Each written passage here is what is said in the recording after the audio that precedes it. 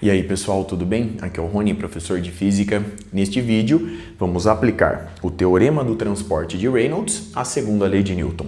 Conforme vimos em vídeos anteriores, a taxa de variação com tempo t da grandeza física extensiva n do sistema é igual à derivada parcial em relação ao tempo da integral, fazendo a varredura de todo o volume de controle, de eta-ρ dv, em que dv representa o diferencial de volume, mais a integral, através da superfície de controle que contorna o volume de controle em questão, de eta-ρ vezes a velocidade v, produto escalar com a área dA.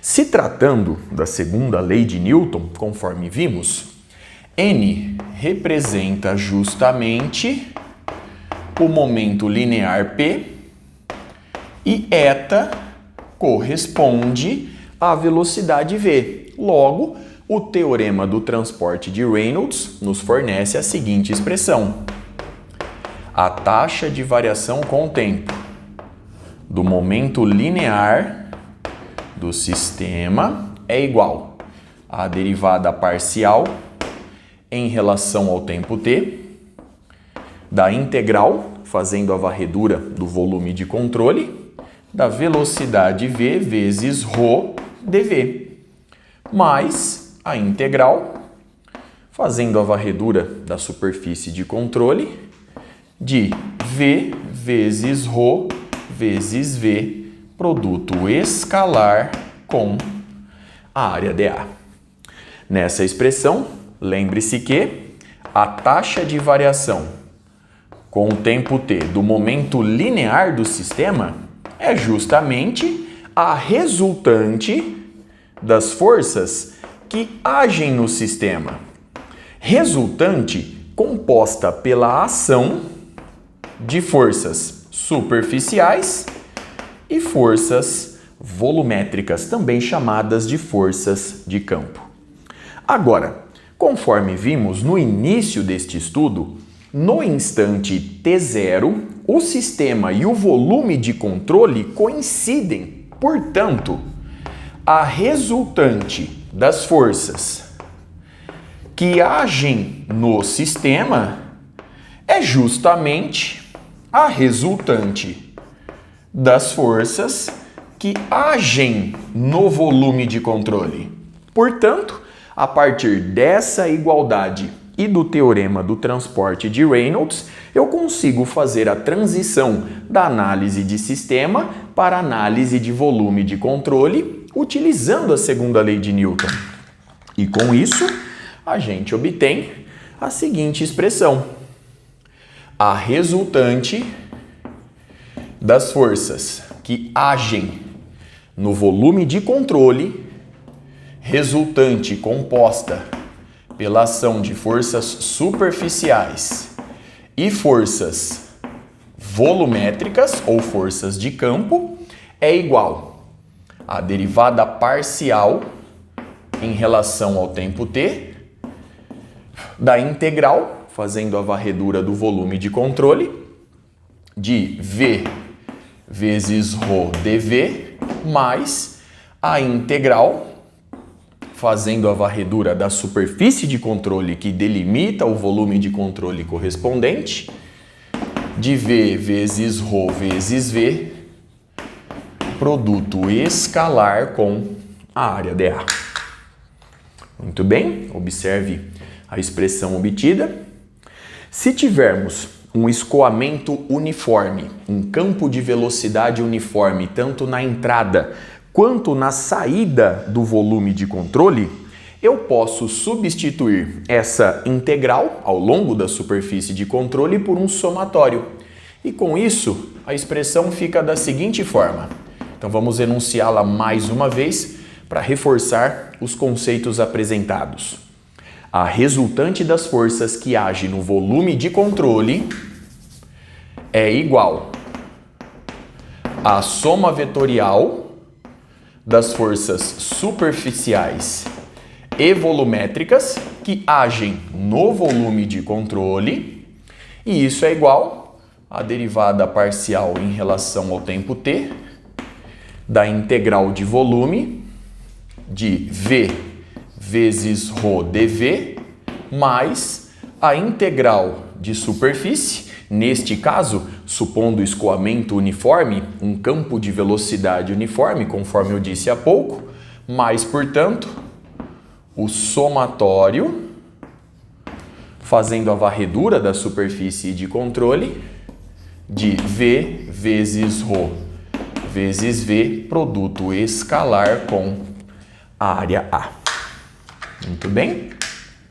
Aqui é importante destacar que o volume de controle não está acelerado e que as coordenadas do volume de controle, em relação às quais as velocidades são medidas, são inerciais.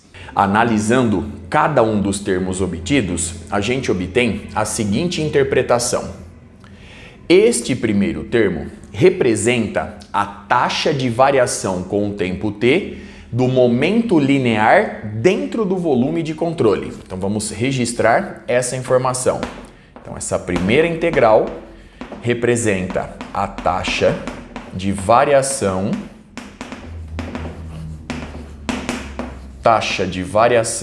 com o tempo do momento linear, taxa de variação com o tempo do momento linear dentro do volume de controle. Já o segundo termo representa a taxa de variação com o tempo do fluxo do momento linear através da superfície de controle. Então vamos registrar este fato no quadro. Então agora nós temos a taxa de variação com o tempo do fluxo do momento linear, taxa de variação com o tempo do fluxo do momento linear através da superfície de controle. Observe no quadro, portanto, a expressão obtida e a pequena análise realizada até aqui. Você pode comprovar facilmente essas duas interpretações observando que tanto este termo quanto este termo possuem a mesma unidade de medida da força resultante e, portanto, possuem a mesma unidade de medida da taxa de variação com o tempo do momento linear. Só que neste caso, o primeiro termo representa a taxa de variação com o tempo do momento linear dentro do volume de controle, enquanto que o segundo termo representa a taxa de variação com o tempo do fluxo do momento linear através da superfície de controle. Em nossos estudos, a força de campo que vai aparecer fortemente é a força peso. Portanto, em alguns exercícios, eu vou substituir a força de campo simplesmente pela massa vezes a aceleração da gravidade. De forma que, no instante de análise, eu vou chamar essa força-peso de força-peso instantânea do volume de controle. Já as forças de superfície são forças de pressão, ou seja, são forças que atuam na superfície de controle apontando para dentro do volume de controle. Portanto, eu posso escrever as forças de superfície da seguinte forma, como negativo da integral de PdA, em que o sinal negativo representa justamente o fato das forças de superfície, das forças de pressão, estarem atuando na superfície de controle, apontando para dentro do volume de controle e, portanto, em oposição ao versor n, um vetor unitário normal à superfície de controle no ponto considerado e que aponta sempre para fora dela. Muito bem?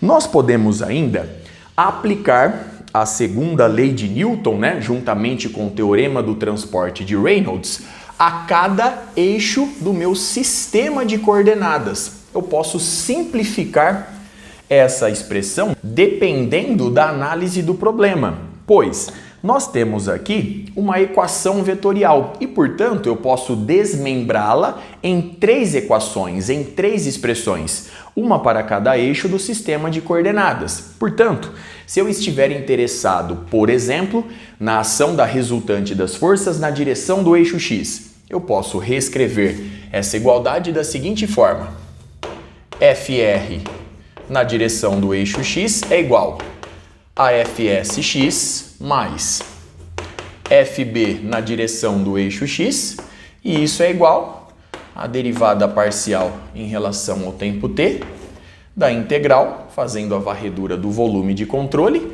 da componente u da velocidade v. Eu vou admitir aqui que a velocidade v é dada por u na direção do versor i, mais Vy na direção do versor j, mais W na direção do versor k. Portanto, na direção do eixo x nós temos a componente u. Logo, a integral, fazendo a varredura do volume de controle, de u ρ dv, mais a integral, fazendo a varredura da superfície de controle, de u vezes ρ vezes v, produto escalar com a área dA. De forma análoga, se nós estivermos interessados em analisar a resultante das forças que agem no volume de controle na direção do eixo y, eu posso reescrever a igualdade da seguinte forma: a resultante das forças nessa direção é igual à ação das forças superficiais na direção do eixo y, mais a ação das forças volumétricas na direção do eixo y, que é igual à derivada parcial em relação ao tempo t, da integral de volume de Vy agora, ρ dv, mais a integral de superfície de Vy vezes ρ vezes a velocidade v, produto escalar com a área dA. De forma análoga, se estivermos interessados em analisar a resultante das forças que agem no volume de controle na direção do eixo z, a expressão em questão nos fornece que a resultante das forças nessa direção é igual à ação das forças superficiais na direção do eixo z, mais a ação das forças volumétricas na direção do eixo z, e isso é igual a derivada parcial em relação ao tempo da integral de volume de W ρ dv, muito bem, mais a integral de superfície de W ρ vezes a velocidade v, produto escalar com a área dA. E de forma análoga, se tivermos um escoamento uniforme tanto na entrada quanto na saída do volume de controle, eu posso substituir cada uma dessas integrais de superfície por um somatório equivalente. Muito bem? Enfim, se tivermos um regime de escoamento permanente, então se nós tivermos o fluido em regime de escoamento permanente, situação em que nenhuma propriedade do fluido varia com o tempo, então escoamento permanente, o primeiro termo nessa expressão vai para zero. Portanto, nesta situação, a derivada parcial em relação ao tempo t da integral fazendo a varredura do volume de controle de V ρ dv vai para zero e a expressão fica um pouco mais simples. Observe no quadro uma última vez a teoria abordada, as conclusões tiradas. Com isso, eu encerro este vídeo. Até a próxima.